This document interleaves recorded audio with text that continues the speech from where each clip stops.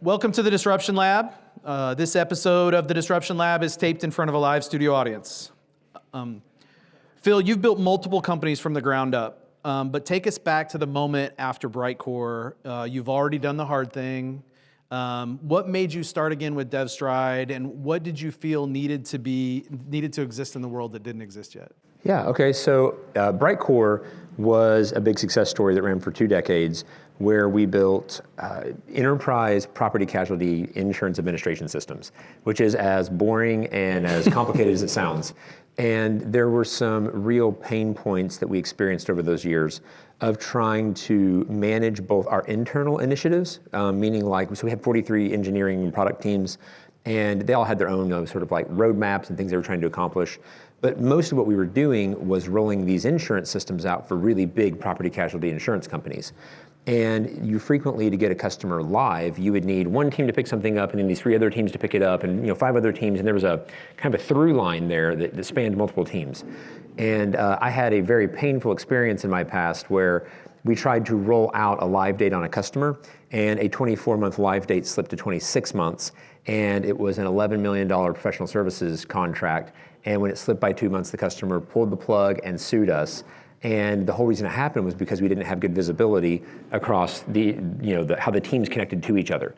And so I had never failed at anything in my life. That was my very first time to really eat it hard. And I ate it very, very, to the tune of $11 million, I ate it hard. And so that burned a hole in my brain, and I didn't get 5 gold stars, and I wanted to fix that. And so DevStride for me, it's a whole platform about project and portfolio management that's specifically focused on helping coordinate the activity of multiple teams who are all trying to get to some sort of milestone or key date. That's what it does. And it is very much just a reaction to, I messed something up. I didn't mean to mess it up. I did my best. Everybody did their best, but we still couldn't get it done.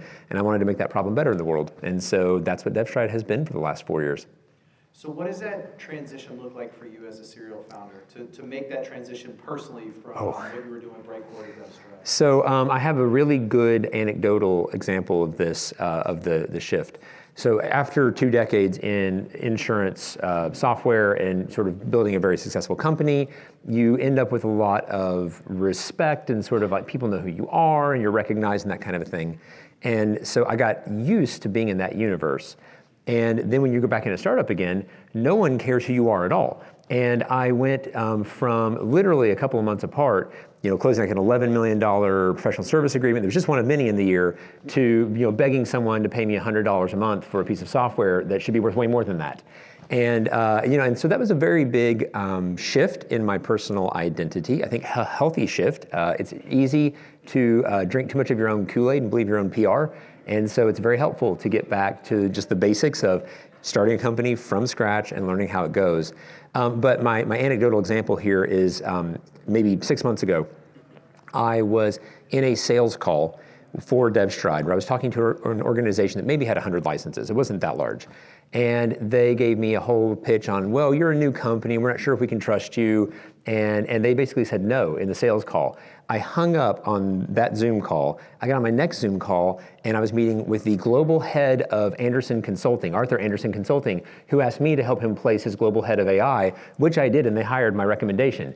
And so that's a really, the contrast of those 2 experiences is extreme, and it kind of gives you a good sense of how understanding that once you start over again, what you've done in the past, that's the past. You have to build a whole new story and narrative and success case for yourself again. And I think it's healthy, it's good, and it's hard. Did you feel like but you did have some tailwinds of credibility, having been able, being able to say I've done this before, or I've, there's this track record of success that kind of, follows you? Yeah, so I think that there's certainly some amount of halo effect that I get to enjoy now from having been successful in the past. People, generally want to trust me.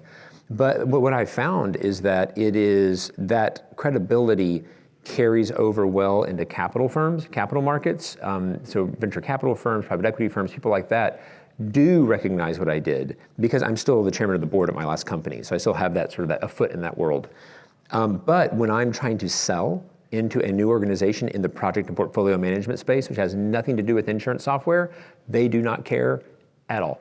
They don't care in the least who I am, what I've done, what my success is. I am selling from the ground up. I might as well be a college student. Can you solve my same problem? difference. Can you solve my problem? Is Yeah, this that's product it. worth the value? Yeah. It goes back to the basics. Yeah, so it's really interesting. Yeah. So you've had the opportunity to lead and have led remote teams, distributed Yes, teams. many. And honestly, you were doing it before it became the norm, right? And so what's changed in the culture of how we build companies and what hasn't? Yeah, so we were probably on the cutting edge of early international engineering force. And the reason that happened for us back at BrightCore was that we were founded in Springfield, Missouri, which is 2.5 hours south of Kansas City here. And there's a lot of, Springfield, Missouri has Bass Pro and Springfield style cashew chicken, and that's pretty much what's going on in Springfield. So if you grow a successful software company, it took us all of like a year to hire every qualified engineer in town, and then there was no one left to hire. And this is way back in like 2007 range. And so at the time, GoToMeeting and Google Docs were it was like the first year of those two things. And we looked at that and said, I think you could run a global international company with like instant messenger and this kind of a thing. And so we started hiring internationally, and that was a huge competitive differentiator for us for many years. And the reason it worked so well was, and I still believe in this, I still do this today, DevStride also hires internationally. At the time especially, a lot of companies, a lot of enterprises would use international hiring as a mechanism to bring cost down. They would pay less to people who were overseas because the standard cost of living, whatever, is indexed differently. We didn't do that. So we paid US rates, regardless of where you lived. And I have some really awesome success stories in there. There's an organization called Girls Who Code, and there was a refugee camp in Ghana. This would have been back in like 2015-ish, due to a whole bunch of infighting that happened in Sudan and some other places. And there was a group of women there, and Girls Who Code went in and started teaching women how to become engineers. And these women have nothing else to do. They literally live in a refugee camp in the middle of Ghana. And they really buckled down, learned to code. And I got connected to one of the founders of that movement. And she said, hey, when you do your next hire, just will you entertain some of our candidates? I'm like, absolutely. If they're great engineers, again, I don't care. I'll pay US rates, I'll do whatever. I just need to be great engineers. And we ran into 3 women who were absolutely brilliant, who worked with me for the entire rest of the BrightCore story. And they were amazing. And for them, they went from being refugees who maybe, their aid package was $100 a year, and overnight they were making $150,000 a year. Wow. And so they were able to, provide for their families and lift a bunch of people around them out of poverty and get housing and all those things. And that is in my view, a good thing to do for the world, but also it is a smart business decision.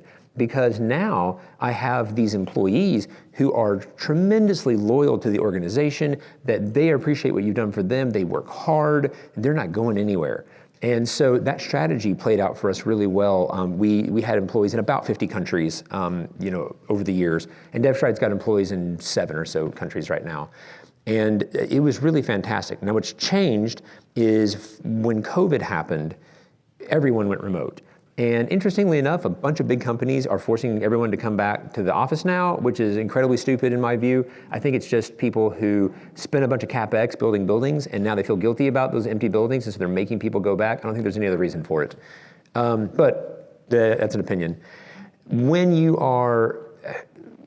people went remote, the advantage of being able to hire globally sort of decreased for a while. And so at that point in time, we had to really look at, and at DevStride really look at, okay, what are other perks and benefits, things we can offer to people that make them want to come work for us, as opposed to Facebook or Meta, it was Meta or Google or someone else, because they pay better there. And there are a lot of things you can offer that make the world better for people than working for, Globo, Megacorp, Solus, I'm making the world a worse place kind of company. In a hybrid world, what are some of those things? Like, give me an example of some of the things that you think set you apart from a culture or benefits, especially in this hybrid or work world. Yeah, so you can read a bunch about this on incentive structures in the workplace. And I think frequently, especially in corporate, in sort of big corporate, big capital C corporate organizations, there's a tendency to think of comp almost exclusively in cash. I pay you more money, more comp as I pay you more money. But human beings don't really work that way. We are frequently not motivated by cash. In fact, DevStride pays me very, very little compared to my previous CEO of a successful company job. If I was motivated by cash, I would still work at my old company, and that's what I would do. I'm not motivated by that. I'm motivated by something else. And a lot of people are, that once you have enough, and enough is critical, you can't underpay people, but once they have enough, there are other things that people want to come work for. For example, hearing you did a good job, which you do not hear at most big companies. I don't know how many of you have worked at a big company before, but it is very common to come in and bleed on the altar of some big initiative, and at the end of it, you're getting yelled at because you did 34 effort points instead of 36 effort points, and no one cares. No one's sticking their neck out. None of that's happening. The ability to be appreciated, the ability to feel like you're making a difference, that what you're doing matters, and that you are a part of a team that you want to invest in, those things are more powerful than more cash for many people, and specifically for the people I want to work with. And so I have had a good experience trying to really focus on culture, and focus on culture, again, not at the expense of comp, but culture before comp. And comp follows as the business is healthier and does better, and we're making more money, that we distribute that to everyone. But at first, it's just a culture thing. And I think it's huge. So interesting that you mentioned culture. I want to talk about that. You have spoken about locking arms with customers. How has that shaped the product culture at DevStride, and what does it take to build that kind of trust? Yeah, so when you go to build a product, or a company of any sort, but especially a product, because products are expensive, they take time. You have to invest in a product to then turn around and reap a reward on it. The worst thing you can do is assume that you know what's needed in the world, that you know what's going on, that you're really smart, and you're going to show the world this thing. I think the only successful way to build any kind of a product, or really any kind of a helpful company, is to build what the market demands, and what the market demands, what the market needs. Only the market knows that. The only people who know what they need are the customer you're trying to serve. And so I believe very strongly the only way to be successful is to spend a lot of time with your customers, and for them to give you the kind of information you need, they need to believe that you care about them too. They can't be a dollar figure, on a spreadsheet somewhere. It has to really be like a way I've heard this phrased a lot by product leaders is, don't fall in love with your solution. That's a mistake. Fall in love with the problem. Fall in love with the thing you're trying to solve, and who you're trying to solve it for. And the solution will find itself, and it will evolve over time. Technology will change, the world will change, all these things will change. But the problem fundamentally likely remains. It's a more stable thing. And for me, that is the North Star. Like can I spend time with a customer where I can care about their problem as much as they care about their problem, and where they really want me to fix it, and they will invest. And it's similar to the comp conversation with employees. Customers will give you an outsized amount of time and energy and insight and information and access and all of these things when they believe that you really want to help them, and you're not just trying to make a buck on them. Yeah. That's that whole mindset of consultative selling, right? Like, yeah.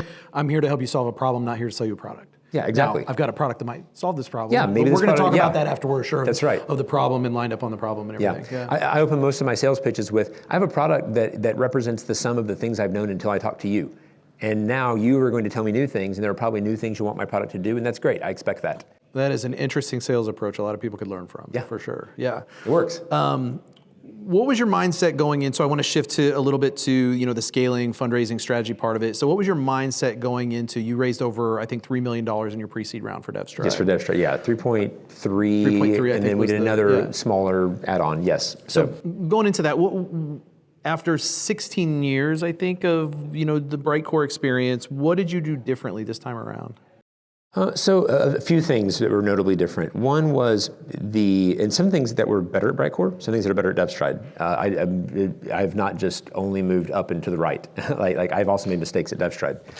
But one of the big things I did differently was I avoided raising capital for a long time at BrightCore, and went through some really difficult circumstances, growth, pain moments, because I didn't have enough capital on the books. And that's sort of inherent in almost every product business, that unless you stumble into something where there are windfall profits, and sometimes people do stumble into things where there's windfall profits, normally it's true that whatever your early market demands and needs, and you go solve that problem for them, they're not willing and they don't have the budget to pay for the R&D that would be required for you to go tackle the next market. And so you end up needing to go to capital firms in most situations.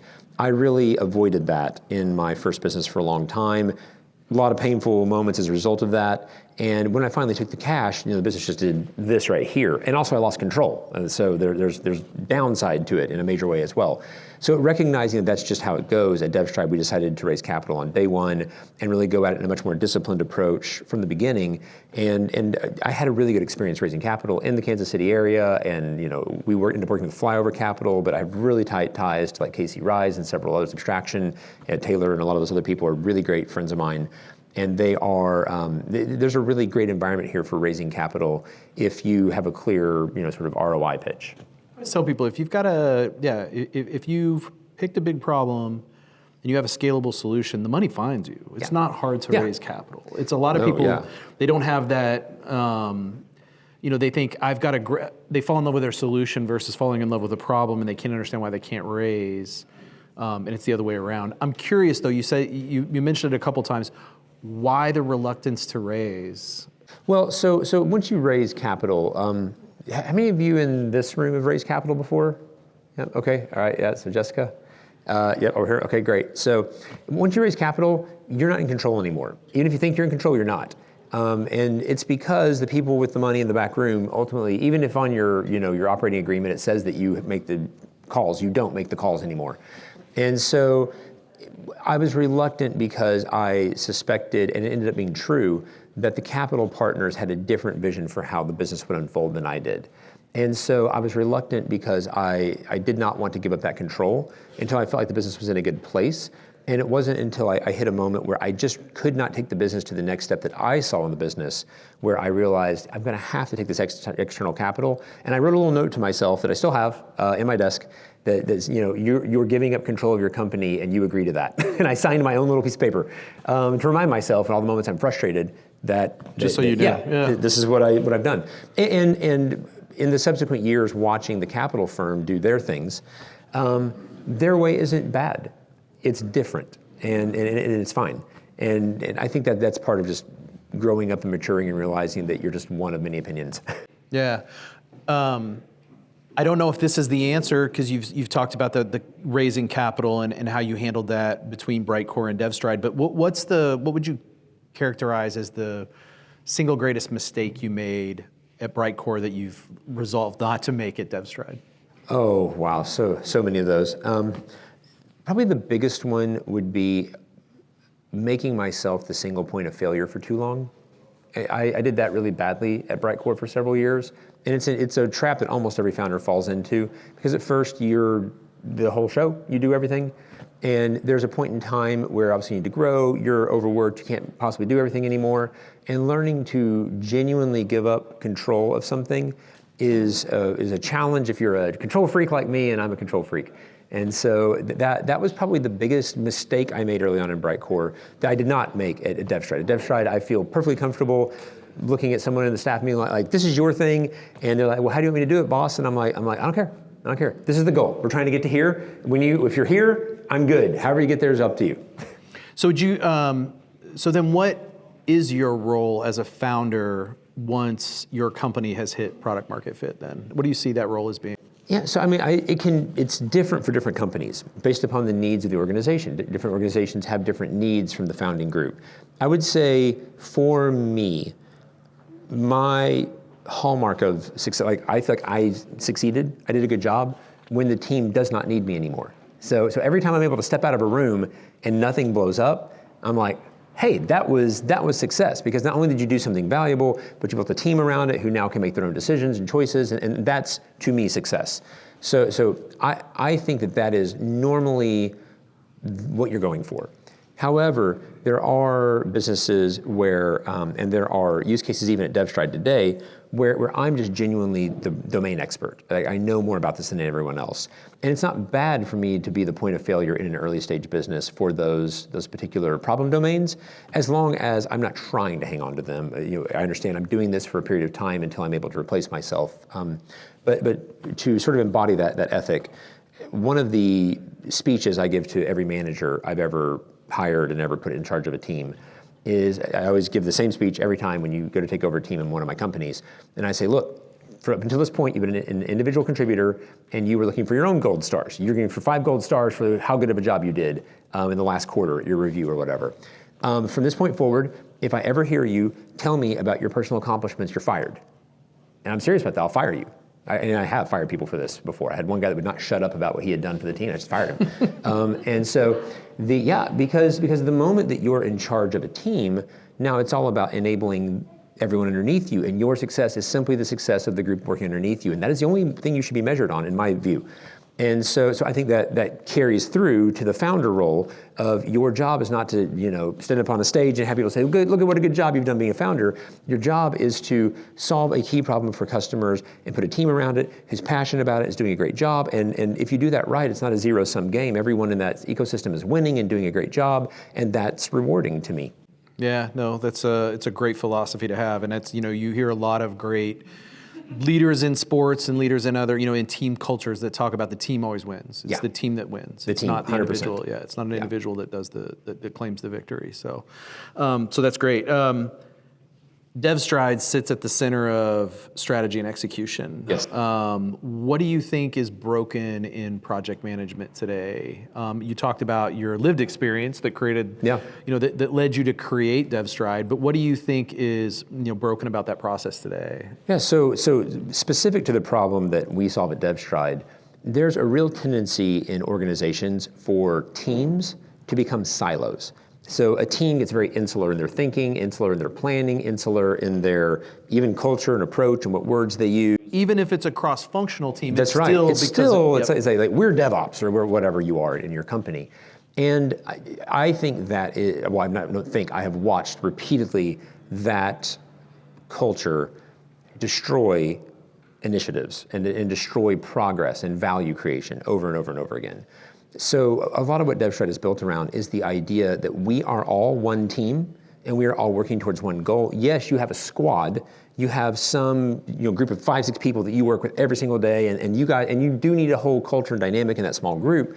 But if that group ever starts pointing the finger like the other team is the other guys, or we're going to try to get our thing over the line because their thing's competing, like I will squash that hard really fast.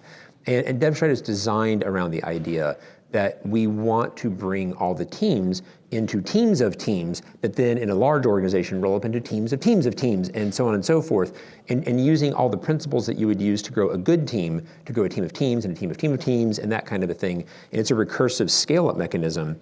And if you do that well, you can keep, and I have experience keeping like 500-600 people all aligned towards the same goal, not arguing, low infighting, high productivity and output. So I just believe in that model.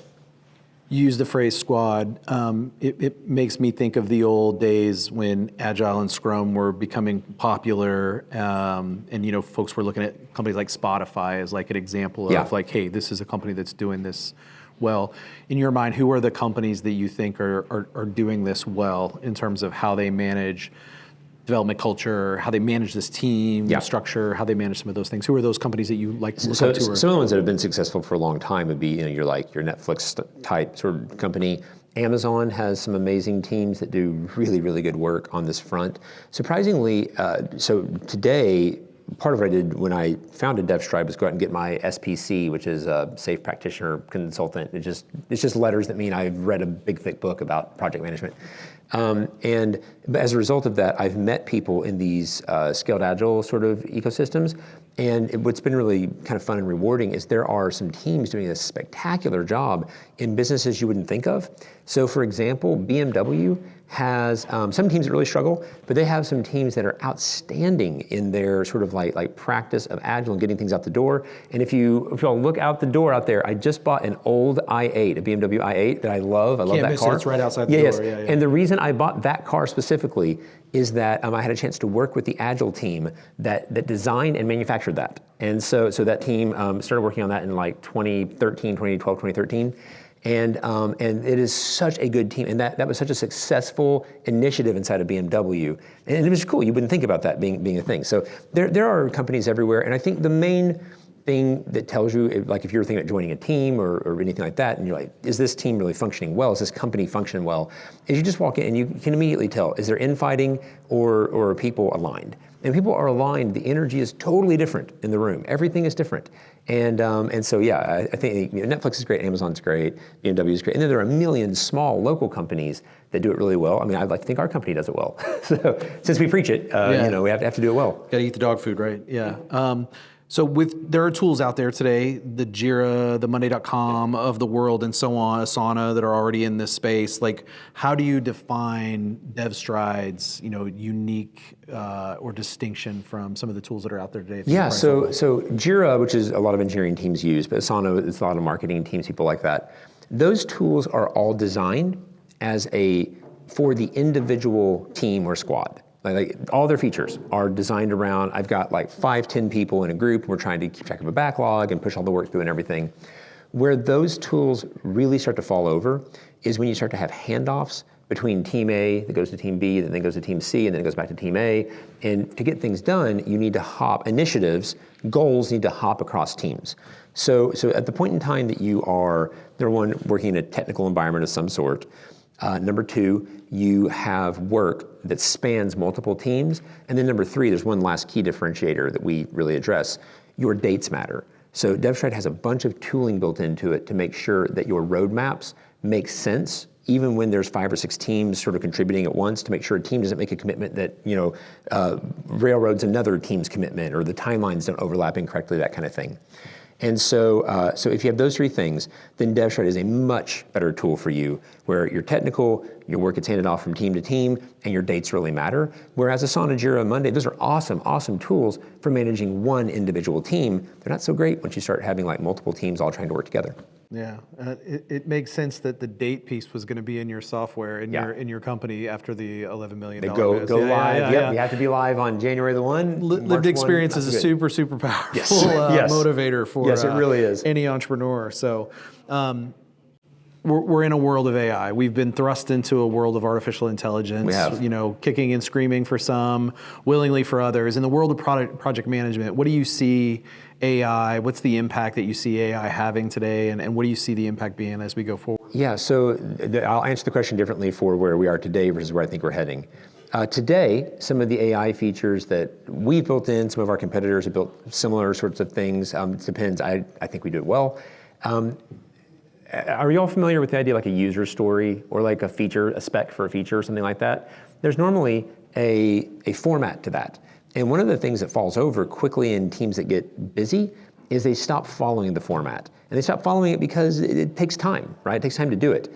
And the problem with that is the format's there for a reason. It's there to say, like, what are our success conditions? What are our test cases? And if you start omitting those pieces, you may get by with it once or twice, or maybe even 10 times. But eventually, if you start omitting these critical controls, you're going to run into a really bad time.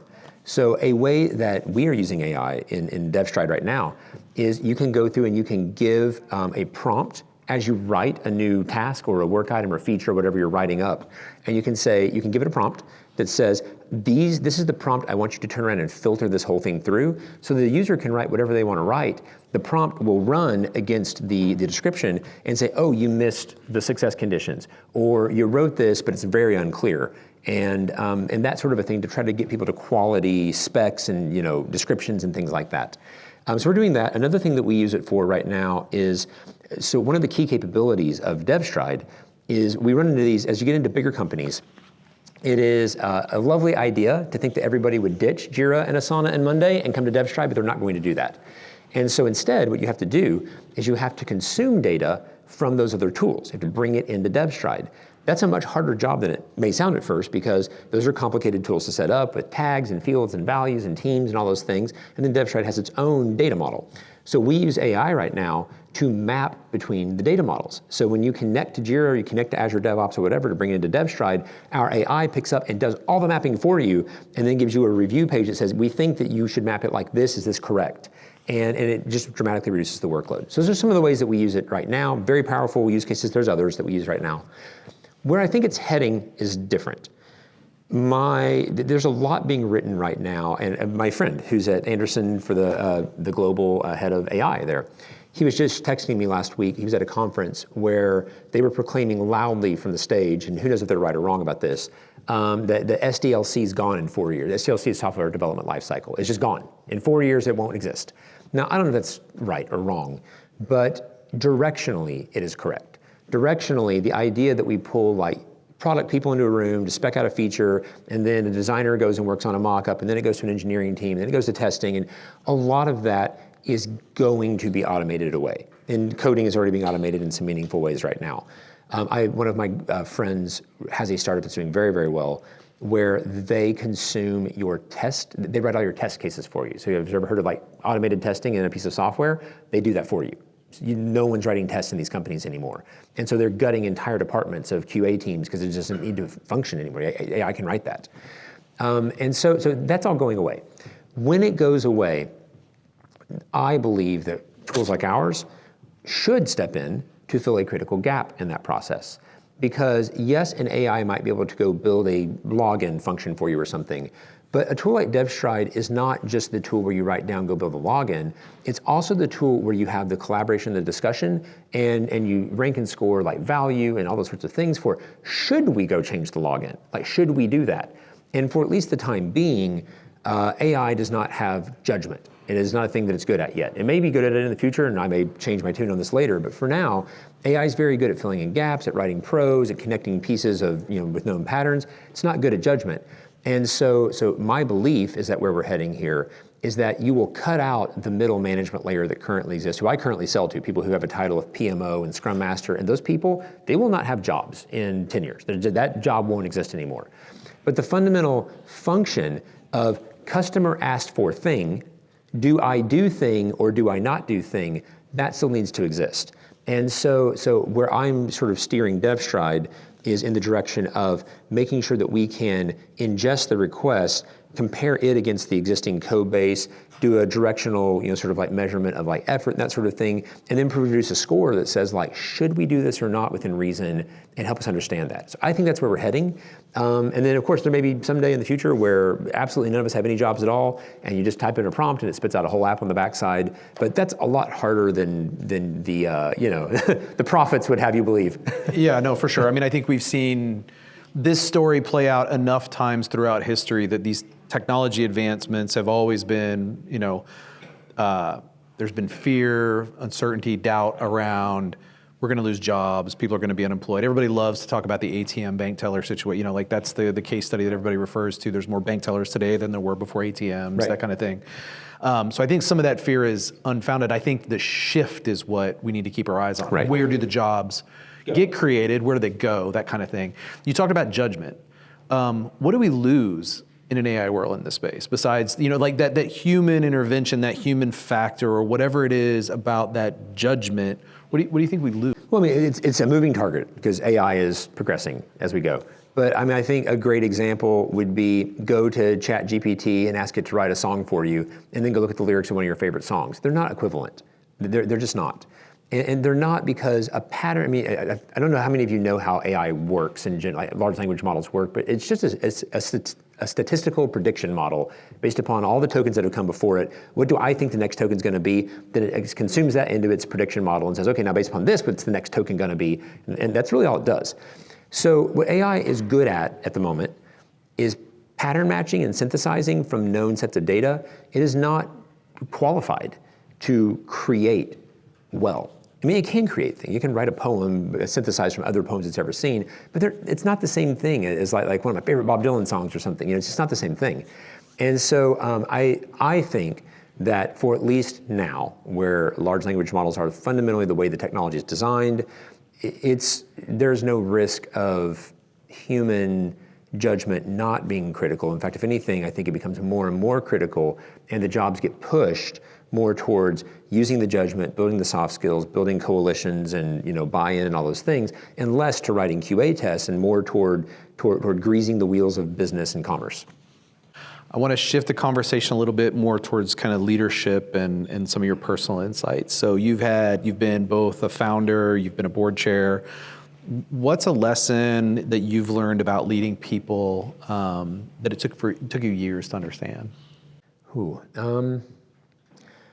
Other people don't know what's in my head.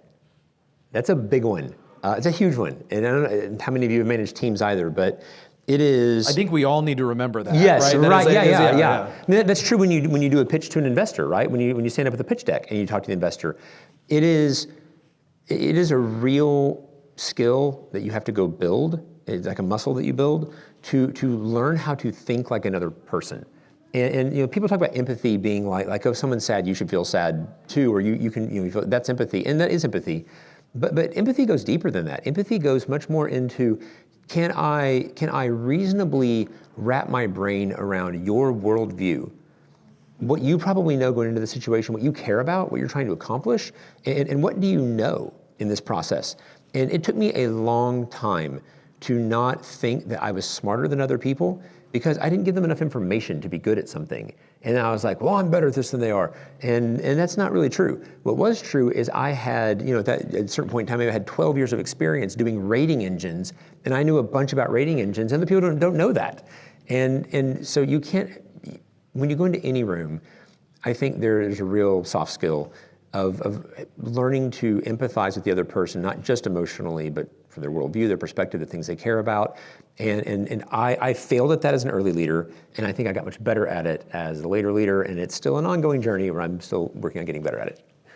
So I'm going to make you, for a moment, I'm going to make you the chancellor of Reynolds University, and I'm going to ask you, if you were to create a mandatory course for first-time founders, what would it be, and who would teach it? Okay. Wow, who would teach it is tricky. I have a whole list of people I really like. Okay. Yeah. One of my favorite authors is a gentleman named Peter Senge, who wrote a book called The Fifth Discipline. It's all about becoming a learning organization. It's a really, really good book on cultivating a culture of learning. Right, so I think that he's probably my favorite. I'd probably say he should come in and teach it. But Clayton Christensen was great. He's passed away recently, but a bunch of great people. What the course would be, though, that's easier. I would bring all the students into the room, and I would probably, what do you pay for fees to get into a class? $5,000, $10,000, I don't know what it is, whatever it is. You pay money. I would take $100, and I'd walk on every table and slap it on the table, and I would say, okay, your grade is determined by how much money you bring back at the end of the semester with the business you created. And then every single thing we did in the class would be interactive learning because I just don't think there's any substitute for the buck stops with me. It is go time. I have to go make money or I don't pay my bills. And that's what I would do. $100. Turn this into $10,000. It's an interesting thesis, and I think we hear this a lot. This move that, we referenced this before we got up here when we were talking to Jessica, this idea that VC is shifting right now. And the idea that we need to start maybe prepping our founders or conditioning them to think of their customers as their first investor. Yeah. Like those dollars they give you, that's the first investor that you have. I suspect, as you know, that is going to be true for at least the near term and maybe forever now. So if I was a VC right now, I'm not a VC, well, I kind of am. I'm an angel investor. I've written checks into maybe 15, 20 companies. You could not, there's no universe where you could convince me to write a check into a company that didn't already have paying customers. I wouldn't do it. And the reason I wouldn't do it is I watch way too many founders think they have a good idea and there's no market for it. I want to see people who are out there in a customer's office, going back to what you said about rapid locking arms with the customer. They're in the trenches every single day. I don't care if the customer's paying them 75 cents a year. Right. But it needs to be worth something. Can't be friends and family. That's right, not friends. Yeah, exactly. Yeah, right. Yeah, a real person paying me real money. Maybe it's way undervalued. That's okay. We can solve that for that later.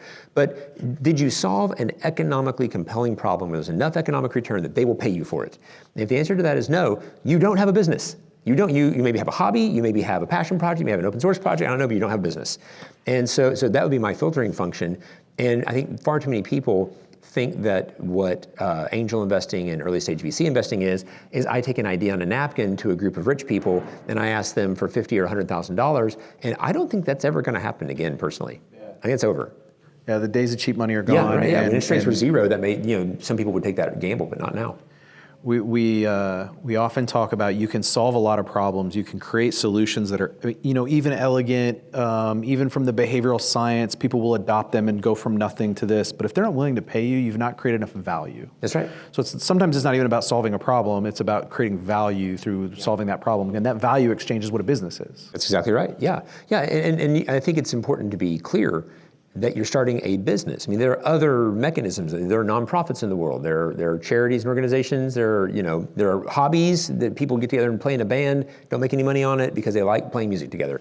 There are other mechanisms whereby you can do things in the world. A business is a very specific mechanism where your job is to make money. That's why you're there. And if you don't want to make money, then you shouldn't be in a business. What keeps you up at night? Me. The current economic climate is keeping me up at night right now a lot. I've already seen our sales cycle hit a brick wall right now because people are just scared. They're scared to do anything that how much budget they're going to have. And that is keeping me awake right now. And DevStride's not the only iron I have in the fire. I have, like I said, I've written checks into a bunch of companies. I'm on a lot of boards. And my wife and I right now are buying another company that's a local small business as well. And economic uncertainty, I don't love it. So that is currently keeping me up at night. That may be different in a month, but for the moment, that's keeping me awake. If it's different in a month, that'll be a news story in and of itself. I agree. It seems like that's going to be the case for a while. And it's that chaos, I think, that creates more tension for founders, investors, customers, and it's just it goes back to this, FUD, fear, uncertainty, and doubt. I don't know which way it's going to go, but because I don't, I'm not going to do anything. That's what most people are telling me. It's like you could be any flavor of political party or whatever. When uncertainty generally leads to paralysis, and so most people, when they don't know what to do, they don't do anything. And as an averaging function, that's what happens in the world. And so right now, I think every startup, if you all are in the room, all have startups, you're probably all feeling a similar thing to what I'm feeling, which is like, man, sales just got real hard, And so, yeah, I would like to see that be better. Yeah, I think we all would. At least there was a bit of a rebound today. So, there was. Yeah. I randomly put some money in the market yesterday, and it worked out for me this morning. So there'll be a lot of tomorrow it'll be gone. Yeah, there'll be a lot of those stories, coming up. Unfortunately. Yes, for sure. So Phil, what's the most unconventional thing you believe about leadership or innovation that you think most in your industry would disagree with? Oh wow, a lot of people believe that the goal of business is to amass a team underneath you and tell other people what to do. Success is, I got all these direct reports and all these people that roll up to me. I feel big, I feel important. And most people who are in more senior leadership positions kind of have a little bit of that attitude. I very much counter that. Like I said earlier, I think that your job is to make yourself irrelevant. Instead of making yourself the big deal, your job is to make yourself irrelevant, and that's how you know you did a good job. And so that's probably one of the more unconventional things that I don't just believe, but I try to actively day-to-day manage toward. There are others, though. I also, a really unconventional thing that I believe, I'll throw out one that's very left field for you. I've heard several people tell me over the years, rule number one in businesses, don't run out of money. And I don't know if you all have heard that statement, don't run out of money. Don't run out of money. Rule number one in business, don't run out of money. I don't believe that. Yeah, I actually don't believe that, and I'll tell you why. Both BrightCore and DevStride have had periods of time where they ran out of money, but they both exist. And the reason they exist is because we didn't give up. And I think that don't run out of money assumes that we're all here, going back to purely the dollars and cents motive. I'm just here to make money, and if the business can't pay me a salary next week, I'm not going to work here. I think that many of the success stories I know, certainly mine, have been the result of just being tenacious and not worrying too much about the money, and the money finds you. So that's an unconventional thing that I believe. Yeah, interesting. I think that goes back to, we always talk about grit and resilience being the top characteristic of successful founders. And it's that, sure, we ran out of money, but That's not yeah. going to, the job continues, like the work continues. I can still wake up tomorrow morning and do the thing I was going to do yesterday, whether I get a check or not. And a lot of people don't have that perspective, and so they give up on their businesses. And I think frequently I watch people give up on a business where they're at like the 85-yard line, like they're so close, you know? And you're like, man, you've got all these things in the pipeline, clearly momentum is building, you're getting more interest, and they like, well, I don't have money, so I'm, do whatever else, and then they bail. And most, not all things, but many things will not see an economic through line where you see the pretty hockey stick, acceleration curve, and you'll have moments where everything looks like it's on the brink and whatever. If you just stick with it, your chances of success wildly increase by just sticking with it, Yeah, absolutely. It's also the power of the builder founder versus the non-builder founder. That's true. Grit is easier when you're actually hands-on keyboard and have the ability to persist. You can go do something. Versus I have to pay someone. The running out of money changes a lot of that. Well, so in that situation, so actually at DevStride, at BrightCore, I was core engineering in the early years. At DevStride, I've never been. They've never given me access to the code base. I don't actually have access. Like the way you said that. I cannot contribute code to DevStride at all. And that's by design. And what's interesting there is I am surrounded by a group of co-founders who believe the same thing that I believe. And so if we need to batten down the hatches and be very lean and frugal for a little bit while we try to go get a big customer or whatever, everyone is equally invested in that. So that goes into a whole separate conversation about the quality of your co-founders. I mean, it's huge. And so good, high quality co-founders are worth everything. All right, I'm going to pretend we didn't have the conversation about not investing in the markets and all the things, and I'm going to ask you if you were sitting here with a pile of cash and you were looking at the thinking about the future, what are you looking at that you're excited about that you would be thinking, that's where I need to be investing, either time or money? Niche verticals. So I do something very specific for a very specific audience. Something as niche as actually a company that I'm about to join a board. And this company does insurance licensing only. Is the person you're about to issue a policy with licensed to do insurance in the state? It's a very niche thing that they do. And so number one, niche. Number two, is there more demand than we can keep up with? Is our hair on fire because the customers just keep needing more and more and more from us and there's no money to make it happen? I want to invest in companies where we've got a laser focus and everyone's screaming for more, and the only thing that's missing is capital. I don't want to fund someone's passion project to go out and do like a vision quest to try to a journey of exploration to learn themselves in the market. I don't care about that. If you're have a business that does the cleaning products for the trays at senior retirement centers, perfect. Yeah. That is a market. It's a very specific market, and you can go solve problems for just that one little market. And at the point in time they need things and they don't have a solution, that's where I want to invest. So a lot of demand somewhere everyone else is ignoring. And probably ignoring because private equity and venture capital both, but especially private equity, needs the numbers to be large. They need big markets, and so they cannot afford, it doesn't move the needle enough for them to invest in small markets. I like investing in small markets. Yeah, because if you can invest in them and make them big markets, then you've got your exit. That's right, You've got your liquidation event right there. Yeah, that worked out very well for me more than once now. Yeah, that's fantastic. So I asked this question of everybody, and I got to ask, what's the dumbest idea you've ever had that turned out to be brilliant?